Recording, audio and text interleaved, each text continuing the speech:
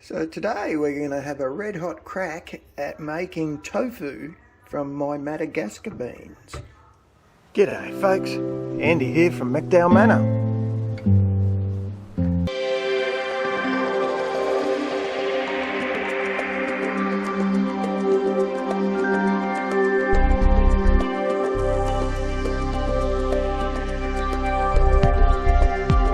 So I know this works with chickpeas. Supposedly it will work with any legume. So I'm going to test that theory by using my own Madagascar beans.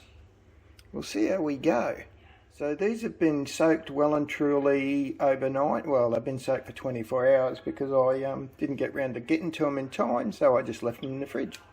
All I'm going to do is blend that. I could cook it, but I don't really think I have to. So I'm just going to blend that up and come back when we've got the slurry. Alright, so I didn't measure the water, I just made sure they were well covered. And let's blend that up. I won't do it on screen because it makes too much noise. There we have one slurry. Now I'm going to drain that through cheesecloth into a saucepan. Long-term viewers will know I happen to have cheesecloth because I also make cheese. So that's the setup. It's simply cheesecloth in a rice strainer, which is sitting inside a big saucepan, and we're going to tip the slurry into there and we're going to drain it. So I'm actually squeezing this out, and you can see when I do it one-handed it's continuing to give me a lot of liquid. So I'll do that obviously with both hands until we're not getting liquid out anymore, and we'll have a look at what we've got. That really is a nice fine powder. So the other thing I guess I could do with it is use it to make bread. So you just make like a pancake mix. That I'd probably use milk instead of water. Little bit of salt, I'd use garlic salt, little bit of cumin just for some flavour, mix it up like a pancake and then fry it, and you should end up with something that would serve as a sort of a bread. So there's our slurry, quite runny. All we're going to do is put that on the stove and boil it until it becomes a much firmer, almost like custard apparently, and that's the proteins that are from the beans that are in that slurry. Should allow it to set.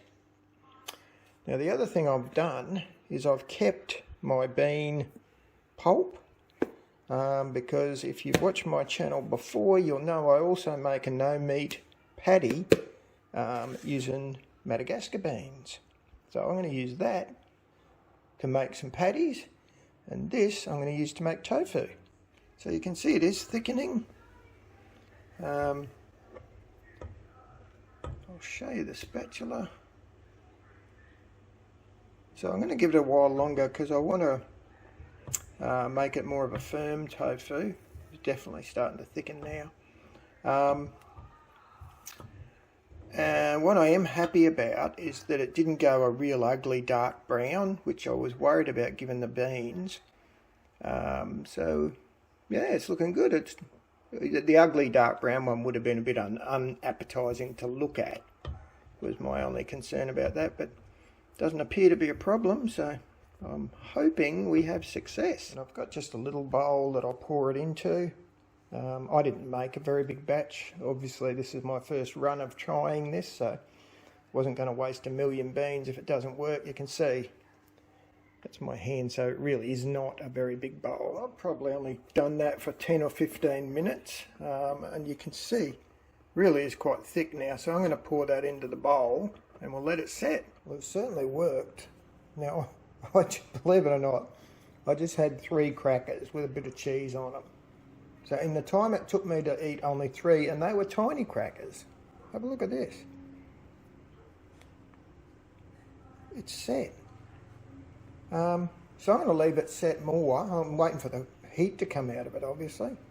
And then I'll put it in the fridge overnight and we'll cut it and fry it tomorrow. Well, it's been in the fridge probably an hour, maybe 2.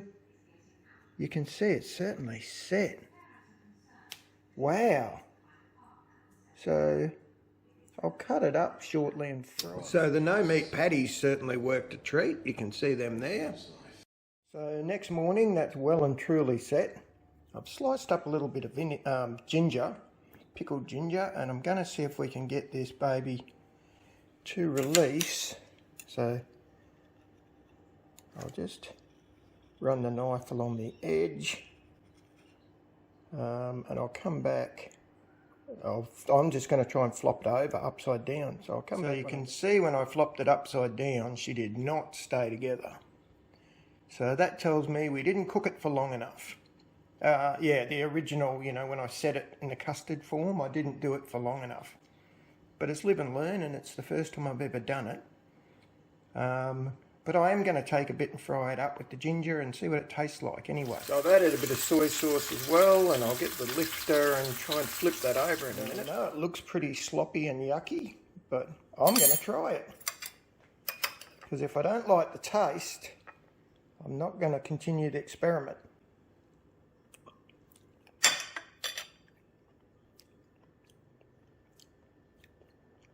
Wow. Okay, it tastes good. It tastes really good. I was going to compost this, but I'm not going to. Clearly, I think I just didn't get it thick enough. But the flavour is rather exceptional. It really just sucks up the soy sauce and the ginger. It's bloody lovely. Just to prove it, there's the empty plate, folks. Will I try this again? Damn straight I will. All right, so I'll do another video for the revised attempt, because I really do think this is worth pursuing. Wow, very impressed. All right, well, you have a good one, eh? All right.